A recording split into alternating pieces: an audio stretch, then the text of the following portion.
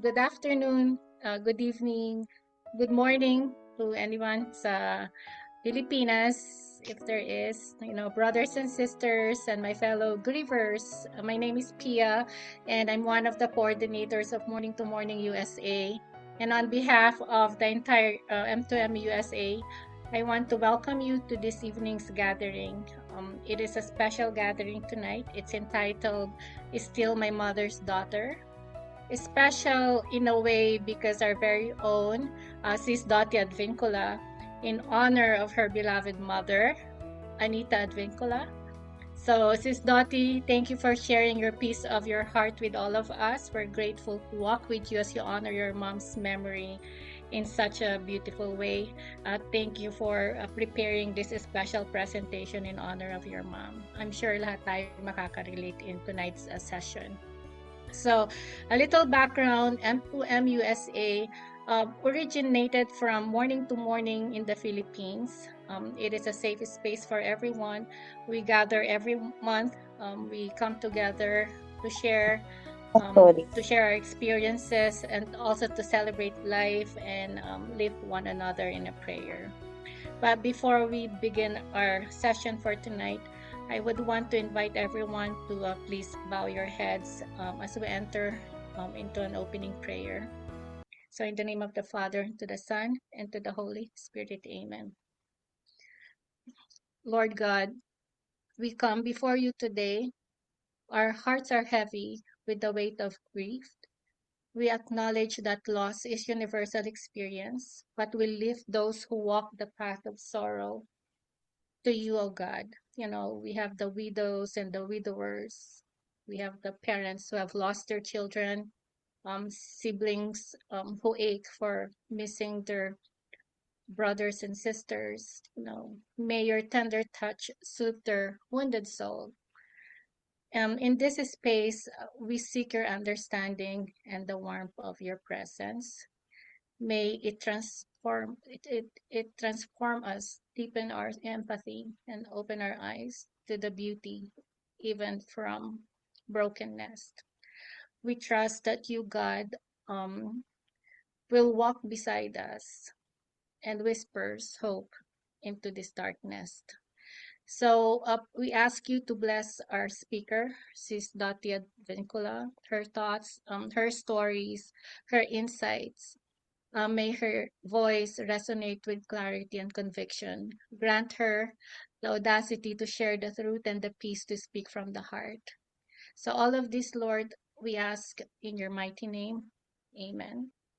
Today, I receive all of God's love for me. Today, I open myself to the unbounded, limitless, overflowing abundance of God's universe. Today, I open myself to God's blessings, healings, and miracles. Today, I open myself to God's word so that I become more like Jesus every day. Today, I proclaim that I am God's beloved, I am God's servant, I am God's powerful champion. And because I am blessed, I am blessing the world. In Jesus' name, amen. In the name Father, Son, Holy Spirit. Amen. Yes, it is my honor and privilege to introduce to you all tonight's speaker. Sis Dorothy Ann Advincula is a Filipino-American marketing executive, catechist, and community leader who was born and raised in Manila before migrating to the United States with her parents. She's currently based in Monterey, California, and known for her heart for formation, faith, and community. Sis Dot serves in various ministries while continuing her work in leadership and strategy in global technology companies. In this special Mother's Day reflection, Dorothy shares a deeply personal testimony on grief, memory, and what it means to remain a daughter after loss.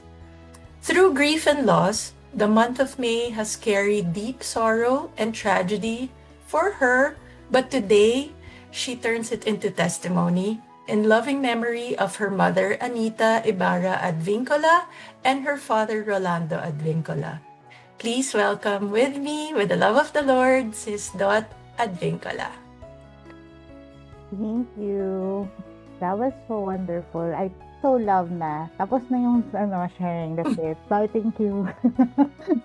um, yeah, so I think most of you have know me naman na, no? But today I just also want to say that I'm not sharing as a marketing executive, as a community leader, or a preacher, or a catechist. I'm none of those in this next half hour or so. Tonight, I'm here simply as a daughter. Tonight, I'm here simply as a friend.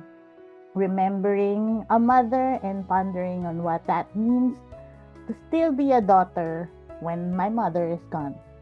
Because, like those two words go together. So if you lose one or the other, it kind of like makes you wonder, now what's my identity, right? So where do I start? As I mentioned, or as they mentioned earlier, my name is Dorothy Ann. Dorothy Ann. A lot of you guys know me as Dot because masyado yatang mahaba yung Dorothy Ann. They kept shortening it. Kaya naging Dot. It became Dorothy, then became Dottie Ann, then became Dottie, and then Dot. Ngayon, period na nga lang minsan eh. So, parang sa sobrang ikli ba? Sobrang haba ba? Paikli ng paikli. But, what's in a name, you may ask, like if I'm sharing about my mother, what's in a name? Well, because my mother, my parents named me. Dorothy actually comes from the Greek word Doron Theos, which means gift of God. Because my parents had me after 6 or 7 years of waiting. So, they got married, they were 28. So, medyo late na rin silang nag-marry. But, I guess, given where I am and in my status of life, parang late ba yun? Ganon, di ba? But, like, they had me after 6 or 7 years of waiting. And then, my mother's name is Anita, which means grace. Annie is what her name is, her nickname. Which then explains why Anne is my middle name after my mother's name, Dorothy Ann. So together, if Dorothy means gift of God and Anita or Anne means grace, my name means the gift of God is grace.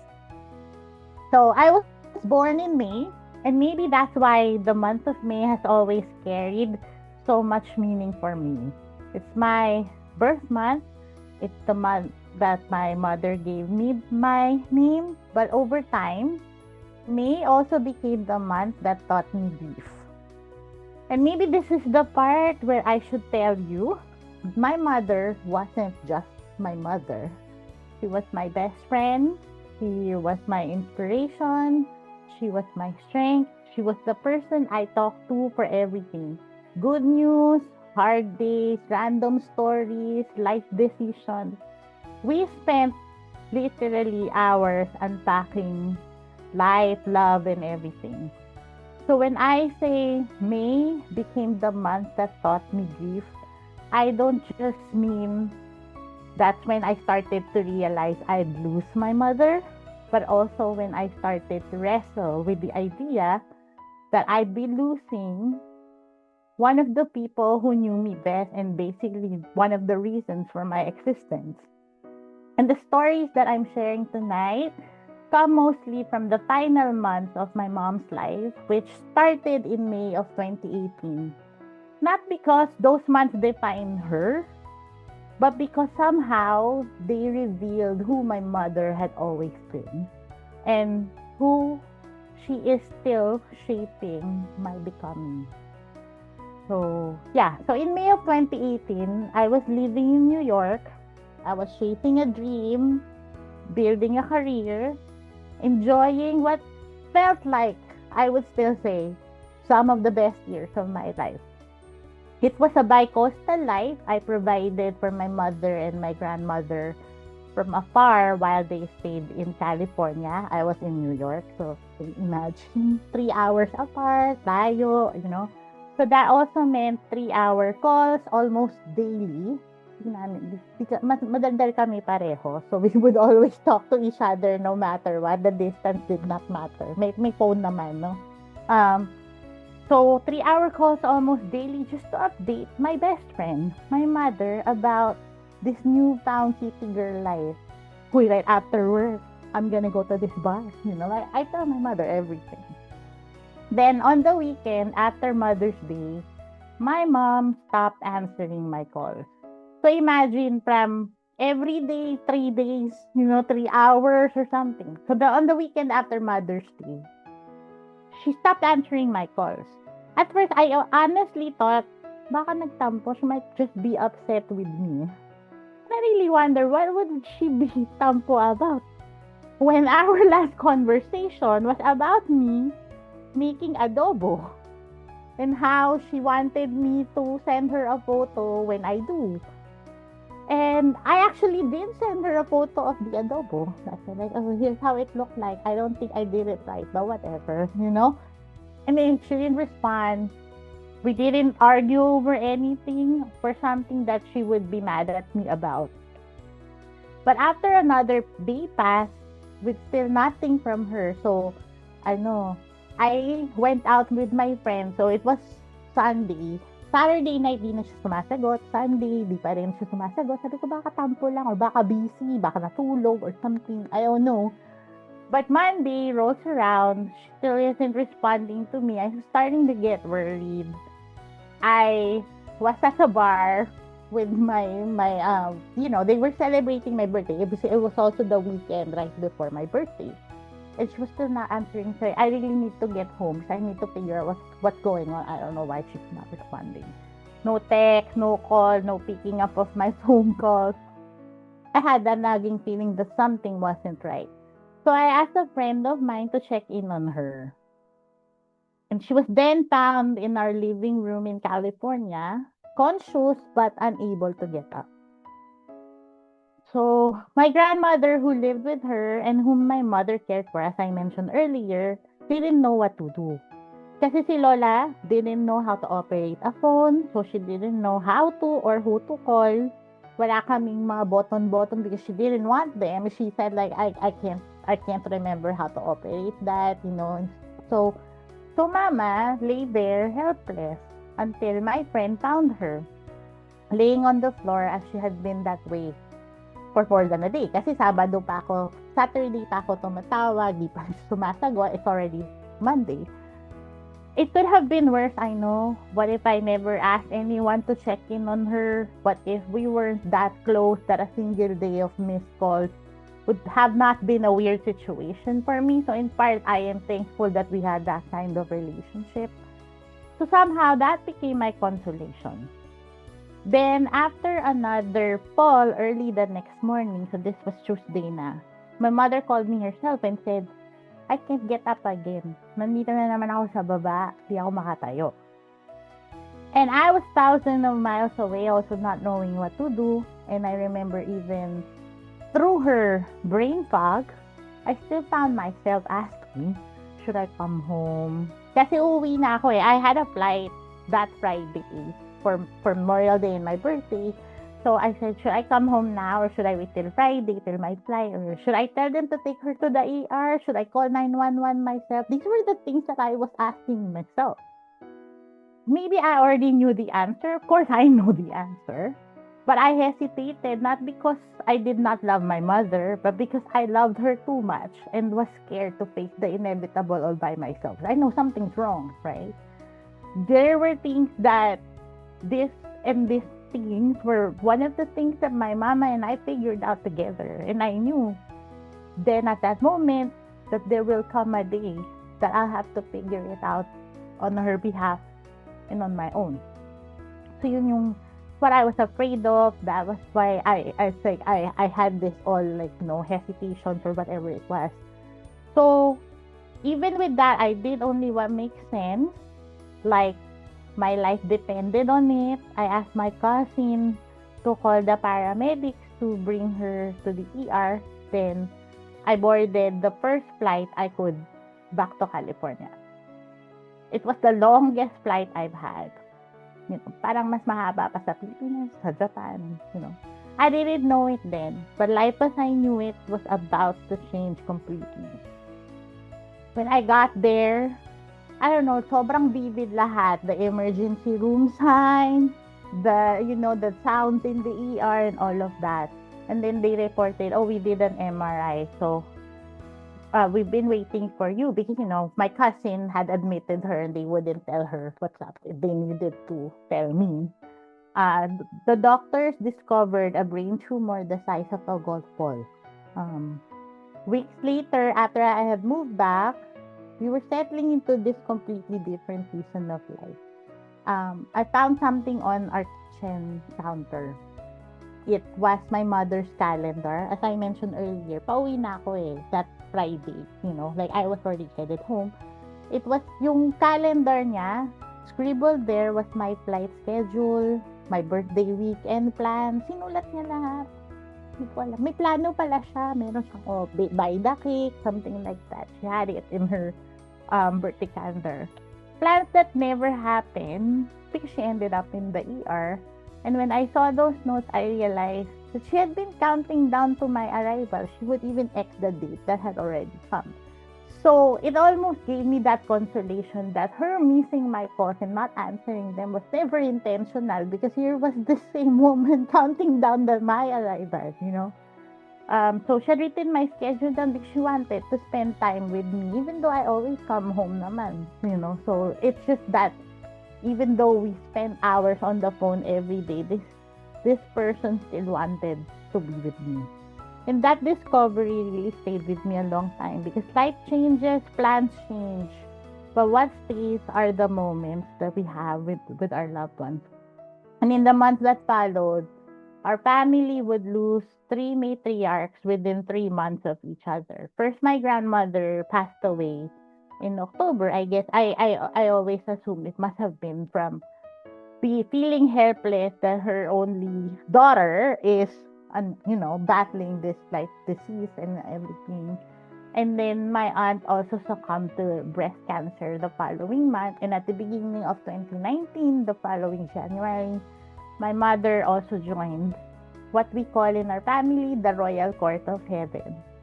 7 months from her diagnosis of glioblastoma, which is an aggressive form of brain cancer. So why me as a month of grief? Because my father had also passed away on May. Actually, it's his death anniversary today, May 30. So 15 years earlier than my mom, my father also passed away in May. So parang May had always been this weird phone calls from the hospital, like, hey, we found something, or this is happening. So for me, Mother's Day, the month of May, have never quite felt the same since. It became just a blob of anticipated grief that happened to also include my birthday. For some time, I couldn't understand how a time to celebrate life also became a time to remember loss. And I found myself asking amid birthday, diagnosis anniversaries, and death anniversaries this question: what does it mean to still be a daughter when your parents are gone and your mother is gone? So over time, I realized grief changes many things, but it doesn't erase love. And I began to notice that my mother had left behind more than memories. She left perspective, she left habit, daily routine she wrote down. She left words tucked away in post-its and margins. One of the moments I remember most was after her brain surgery to remove the golf-sized tumor, because we had decided that we will go through all that is possible and kind of like, okay, if that solution is there, God might want you to take it. So we will go with that, So we went through the surgery. She was in the ICU then. I was monitoring her. She regained her consciousness quite quick, mabilis naman. So it was really never lost time in those 7 months. Parang feeling ko she was very present for as much of it. She regained her consciousness. As the anesthesia wore off, she kept motioning to me that she wanted to write. So we handed her a pen and a paper. One is she was asking for a napkin kasi daw nagluluha yung mata na. So napkin. So she wrote napkin. Okay. And then since she kept writing on the paper, she wrote one word. I'm actually going to show you because I tucked it in my Bible. Hold on a second. This is a paper that my mom hold on. Ayun, nakasalagay lang. Ngayon pa, ICU East Room 109 because I had to write where the thing is. And then, this was her asking for, I don't know if she says napkin on there. She wants a napkin. And then, at the other side, it's not legible, but she wrote this one word, miracle. And in the back of that, it's not legible. So, and then she also wrote at the bottom, scribbles pa rin siya. Like, I think, anyway, yeah, so if you can see that, like, it says, completed a sentence. So in the back, she had one word that says miracle. And in the other part of the paper, she wrote, miracle na si Anita Advincula. The miracle that is Anita Advincula, right? As she was waking up from that, she believed her life was a miracle. She believed she would receive a miracle. And maybe she did. Not in the way we originally prayed for, but throughout that season, I saw miracles everywhere. When she was able to swallow again, for that, minsan you really lose everything. You lose your ability to swallow. And sabi ko, Mama, hindi kita mauwi. You want to go home, but you need to stay in a facility pag hindi ka makakaswallow. So we asked for that grace. She was able to swallow again, so I was able to take her home. And then when her pain was managed, when we met the right doctors, when the right people showed up, when the decisions became clearer, when peace came, my mother taught me at that time that miracles are not always interruptions of suffering. Sometimes miracles are the grace to walk through it. Another thing that my mother left behind were little notes to herself. Hindi dahil makakalimutin siya, mahilig talaga siyang maglista-lista eh. I guess pang Gen Z siya siguro, Kasi may yung mga Gen Z mahilig daw maglista, diba? So one of them was an orchid watering schedule. Bumili ba ako dito? Nakita ko siya as I was decluttering lately. The orchid watering schedule is 2 to 3 times a week, she noted. She noted 2 to 3 times a week. She scribbled a schedule, even a time of day. Meron siya yung diba pag yung may scoring, may tally, diba? Yung score niya, like Tuesday, na-water ko. So, 2 to 3 times a week, nakailan ako this week. Basta may listahan siya. Scribbled a schedule, a time of day. Such a simple thing, you might think. But I think about why I found that note and why it even existed in the first place. I came across something recently, and you might have seen me repost this on my social media, but I'll talk about it anyway, that said, one of the most meaningful ways that you can honor your mother is in how you care for the life she poured into, in how you carry yourself, in how you love, in the way you continue becoming the person she gave so much to raise. Because honoring her does not always look like words. Sometimes it looks like the life you live. So that post reminded me of my mother's orchid watering schedule. Last year, I had to face a storm mostly by myself. I lost my job from a company I had poured a lot of my identity into. I struggled to find work and to figure out what was next. The last time something like that happened years before, my mama and my lola were both still around. And I remember thinking, because I saw it in the prayers they keep scribbling, they prayed so hard that I would never have to go through something like that again. My lola even sent a note to EWT and, Lord, sana magkatrabaho na si Dorothy. Huwag na niyang pagdaanan to, mahirap. They didn't want me suffering so hard like that. Sorry, I'm getting emotional. May backup pala to. Pag nawasak ako, ready si CJ. Merong pre-recorded na video anyway, but I'll try as much as I could. Anyway, I remember thinking that they prayed so hard that I would never have to go through something like that again. That's just how much a mother's love is, But I did go through it. They weren't around anymore. So my mental health took a nosedive. And one of the thoughts that anchored me during that time was that, if I want to honor the life they poured into me, then I need to take care of me too. Not just to survive, but learn what helps me thrive. Figure out my own watering schedule. For me, that looked like rebuilding routines, tending to my prayer life, reconnecting with people, and yes, even tending to my houseplant again after they had been neglected for months. Dati plantita ako, nung na-depress ako, hindi ko sila naalagaan. So parang nalalanta sila. Pero nabuhay naman sila uli. I guess they waited for me, 2 to 3 times a week. That little orchid note became a reminder to me that the things entrusted to us need tending. Last year when I lost my job and had to rebuild parts of my life, I realized something. My mother may no longer be here to remind me to rest, to eat, to pray, to slow down, or to keep going, but those rhythms still live within me. So I found my way back through routines, prayer, people, thank you M2M, and thank you Rosary Sisters. And yes, even watering my houseplants again after months of neglect. And maybe this is one of the ways I remain my mother's daughter.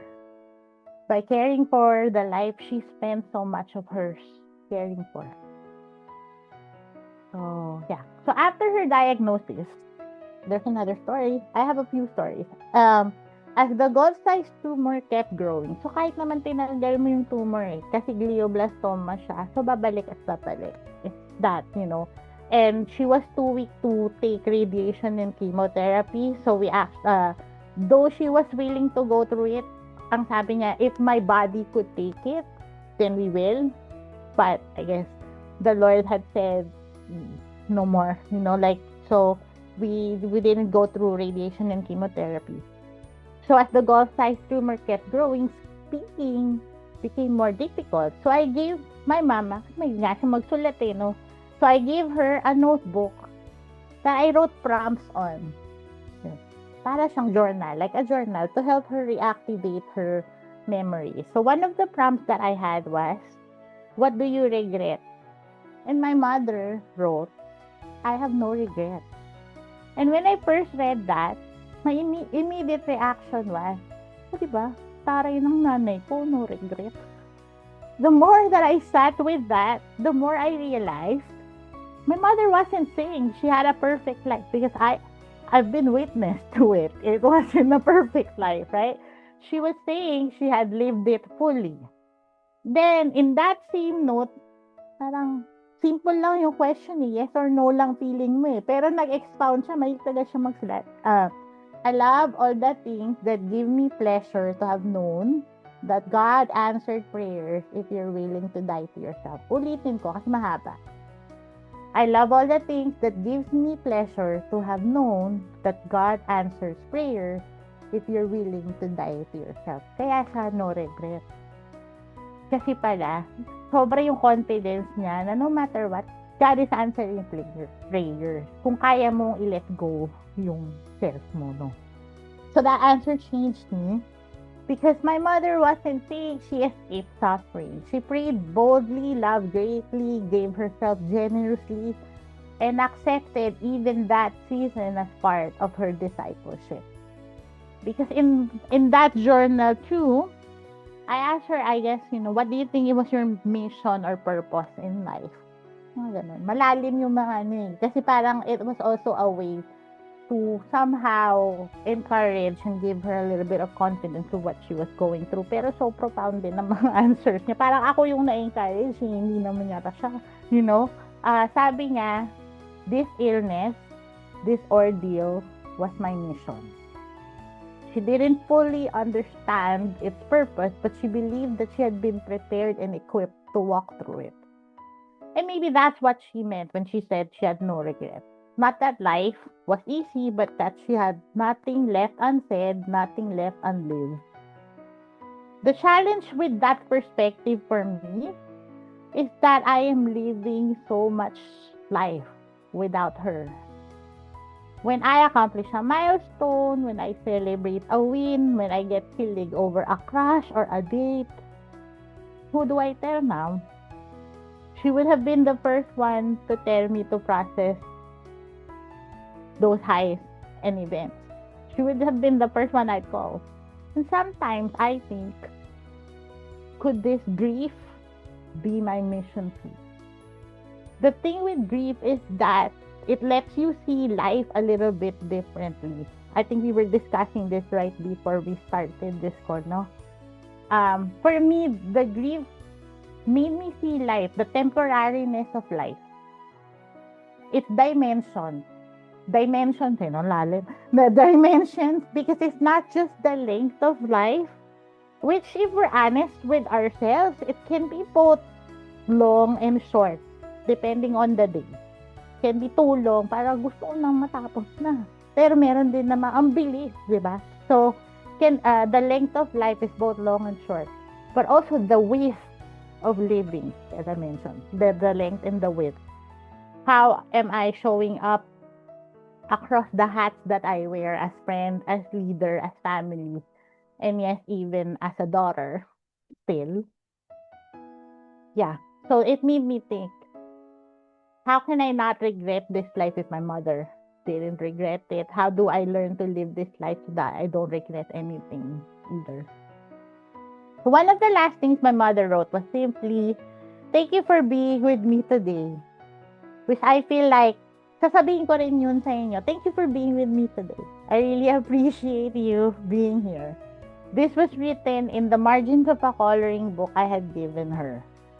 Right after relatives traveled from afar to visit her. And I remember thinking, nahirapan na ngang lumunok na, what kind of person, while suffering, still notices all the people around her and want to acknowledge her. My mother had every reason to complain, to ask why, to be angry, but instead, she remembered people, she thanked people, she noticed love, and maybe that was her final lesson to me. That gratitude isn't something you feel after life becomes easy. Gratitude is a way of seeing. Gratitude is a way of living. Gratitude is being present in the moment. When my grief sometimes gets me stuck in the past, memories both good and bad, or renders me a bit low on hope for the future, I struggle with hope so much because of the grief. While being anxious also, how can I deal with the future, Gratitude is what anchors me to the present. I used to wonder what Mama would have prayed or asked for as she transitioned to the next life. Because obviously those, hindi na ngayon masusulat kasi nakatulog na siya. Pero we were also wondering, why is she still holding on? It's okay naman na for her to go if she's being called na. And then somebody was telling me that, maybe she's still negotiating, like something before she passes, So I always wonder, what would have she prayed for, asked for as she transitioned to the next life? And a friend of mine, also a spiritual mentor, said, well, she would have asked you to be taken care of. That she will meet new people that would let you experience life in its fullness. And that you have experiences that would reactivate your sense of wonder. And I believe in how that day came, it was such a beautiful day. Sobra yung luminance nung skies when my mom passed. So I know that she probably really was negotiating so hard kasi para ang ganda ng setting ng passing niya. So if I would write something today on a random piece of paper, I'd probably write, the miracle that is Dorothy Ann Advincola. It's a miracle that I stand to share this today after that heavy storm in my life. Every person I meet, every experience I go through feels like an answered prayer right now. So my mother's prayers, and in many ways, my own miracle. to continue becoming what she has taught me. To honor her with the way I live my life, including taking care of the daughter she spent her life raising and now entrusting me with. And so, if I ask for one more gift, it would be for grace. Grace to believe in the impossible. Grace to treasure moments. Grace to surrender. Grace to remain grateful. After all, the gift of God is grace. And as I continue finding ways to cherish that gift in my life, I believe that's how I remain still my mother's daughter. Thank you. Ako Q&A na. Thank you so much, Sis Dot. Sorry. Sabi sa inyo, mawawasak ako. Anyway. Okay, let's all gather our thoughts and take a deep breath. Diba? Parang, I think most of us here can relate. I know, speaking for myself, I lost my mom 2023. Sis J more recently. I don't know about Sis Chol, but I know Sis Pia and Sis Jelly still have their moms, but they are going through their own challenges right now. Sis Pia, she just came back from the Philippines to spend time with her mother. And so we are all our mother's daughter, but I really honor you and your story and the love you have, the relationship you have with your mother. It made me reflect on my relationship with my mom. Sabi ko, parang, wow, ang galing nung relationship nyo, the day-to-day, even just the simple calls. Sabi ko, I don't think I ever had a 3-hour call with my mom or 3-hour conversation with my mom. Pero, yun nga the dynamics that you have with your mother, even living across the globe, across the US, is so inspiring. And yun nga I think all of us made us look back, paano nga ba ako with my mom before? So yun. Okay, so the floor is open for anyone who has a question, any thoughts, any reactions. Kung gusto nyo lang magtaas ng kamay para umiyak, okay lang din.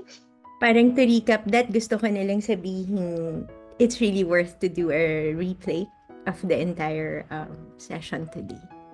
Pero, unlike you guys, may mga hawak kayong actual pens.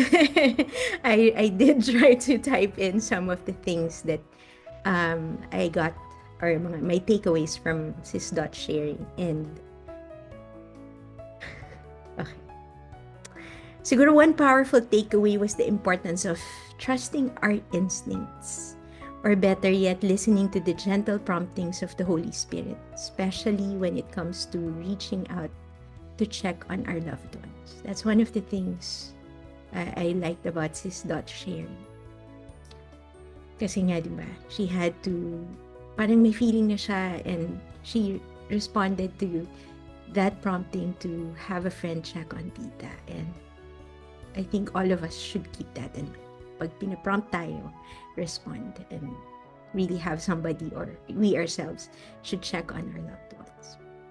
And then it was also moving to hear how Jesus sends comfort through meaningful messages and moments. The story of Tita Anita's counting down the days until Sis Dot's homecoming felt like a profound reminder of how deeply loved Sis Dot is. It spoke of a mother's enduring love, her longing to be with her daughter, and the joy she anticipated in seeing her again. I think that's a very beautiful something, na you can hold on to after the loss. Yung that one memory na nagre-remind sa'yo na kinakount niya Diba? Kinakount niya yung days until you're home. I think that speaks a lot. And then 3 is, it was beautiful to witness faith lived out so authentically. Sometimes the greatest miracle is not the removal of trials, but the grace God gives us to walk through them with courage, trust, and hope. Beautiful messages, sis. And then another one is, one of the most touching reflections was honoring our mothers. Can be seen, this was mentioned, it touched all of us probably, can be seen in the way we live our lives. Their values, love, and lessons continue through us. And then, Sis Dot, akala ko ako lang yung nagsusulat nito, nagna-note nito, but you heard everybody appreciate you. And we thank you for sharing your memories, your stories, and the precious details of your journey as your mommy's daughter. Your openness invited all of us to reflect on our own treasured moments with our moms and the lasting impact they continue to have on our lives. Thank you for giving us a peek of your beautiful relationship with your mom, and at the same time for giving us, sending us the invitation to also look into the relationships we have with our own parents, with our own moms. And then yung parting words ni Tita Anita, the note that you said, no regrets, were both simple and very profound. But ako naiyak, a beautiful legacy and powerful message to carry forward. That message ties so closely to the call you also mentioned, dying to self, to surrender our own to God and live a life of love, faith, and purpose, so that when we look back, we too can say we have lived with no regrets. Walking closely with the Lord prepares and equips us for life's challenges. As Bro Arun said last night, a life lived in faith with Jesus doesn't mean that our lives will be storm-free. We will still encounter difficulties and seasons of grief, but with Christ, we can experience peace even in the midst of the storm. We can trust that He remains with us always and we are never alone. How Jesus sends people and everything we might need through whatever we are going through. And then be grateful. Ang ganda. Gratitude grounds us in the present moment and helps us recognize God's goodness even amid loss and longing. And finally, the blessing and miracle is to witness the life of Sis Dorothy Ann Advincula. Sis Dot, thank you for being a light to others, walking the difficult road of grief and loss. May you continue to shine, to witness and share your story with courage and faith. May God continue to bless you abundantly with His grace, His peace, and love as you help illuminate the path for others. Sobrang blessing, Sis Dot. God bless you to keep shining and to, empower you more to share your story, share your wisdom, and continue to be present as much as you can to the people who, the Holy Spirit is tapping you to accompany. Kasi you're such a blessing. Your words, your stories, just your presence, sis. We appreciate you so much. Thank you so much. I also just want to honor, with that, may God be praised. That I was given the grace to have this story. Minsan mahirap i-share or like, Lord, bakit ba kailangan ko ba yung story na i-share ko? But again, I think one of the things in the Manila version, merong worship song, and I would encourage you all to maybe listen to that after. Canvas and Clay by Maverick City. I recommend that because it had the verse, my mom's life verses in that song too, which is everything works out for the good of all those who love God. So, yun ang life verse ng mami ko. And because of that, may God be praised by my story and also by the stories of our group as well. Okay, so for our announcement, June 26, I believe, the last Saturday of June, mas madaling ma-remember yon. So the last Saturday of June, we have our Father's Day special, and it would be with Kuya Kim Atienza. So we really look forward to this because that is going to be a really profound sharing of, losing a daughter. So I would say almost the reverse of my story, but I'm sure that his witness and his testimony could also help a lot of us. So we encourage you guys to register for that. May registration form po tayo for that. So we will share that after this meeting so that we, para lang makount. Tsaka you could also post your questions in advance of this session. So yeah, last Saturday of June, our Father's Day special with Kuya Kim Atienza. So Sistine, we have other announcements too, right? Yes. So, every year we have a songs of the heart. And we would like to encourage you to maybe start going through your song lists, playlists, and share with us the songs that have meaning to you, contemporary music po. We can do English, Tagalog.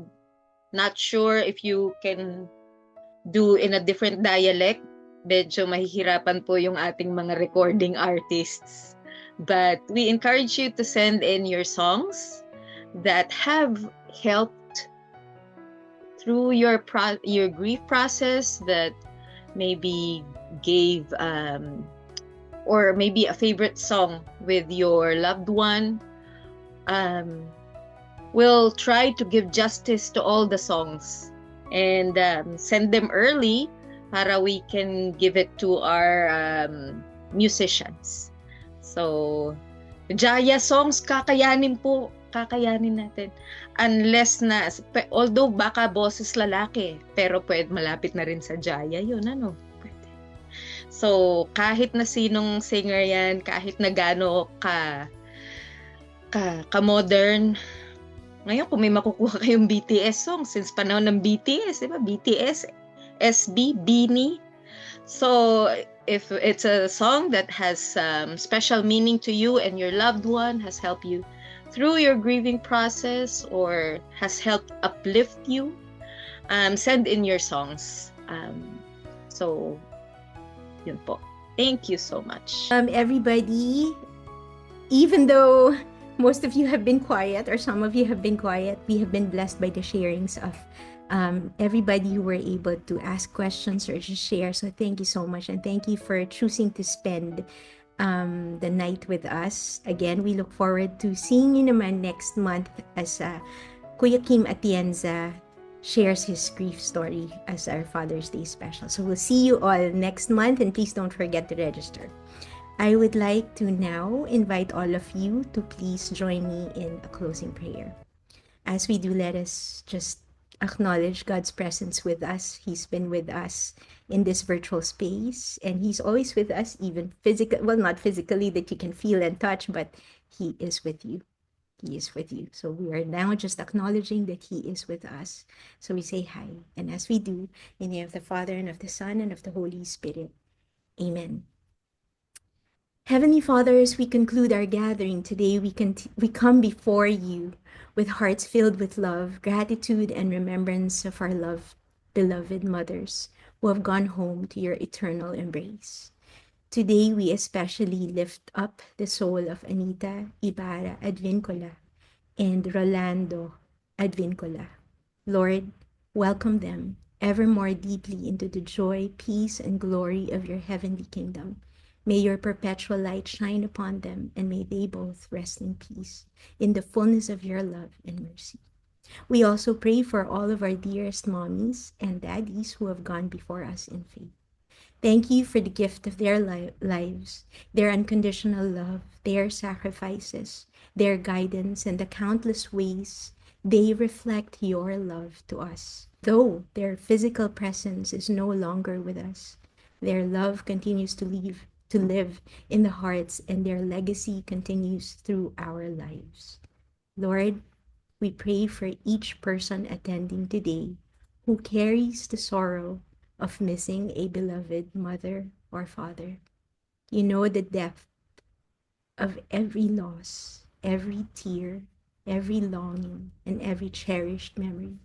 Comfort us with your presence and strengthen us with the hope of the resurrection. When grief feels heavy, remind us that those we love are never far from your heart and that in you love endures for eternity. May our mothers and fathers rest in peace, surrounded by your eternal light. May they intercede for us as we continue our journey here on earth, and may we honor their memory by living our lives filled with faith, compassion, courage, and love. Bless each family represented here today, Lord God. Bring healing where there is pain, peace where there is sadness, and hope where there is longing. Unite us in your love and sustain us until the joyful day when we are reunited with our loved ones in your heavenly home. We entrust the soul of Anita Ibarra Advincula and Orlando Advincula, our beloved mothers and fathers in heaven, and all our intentions into your loving hand. Through the intercession of the Blessed Virgin Mary, our Heavenly Mother, we pray in the name of Jesus Christ our Lord. Eternal rest grant unto them, O Lord, and let perpetual light shine upon them. May they all rest in peace. Amen. In the name of the Father, and of the Son, and of the Holy Spirit. Amen.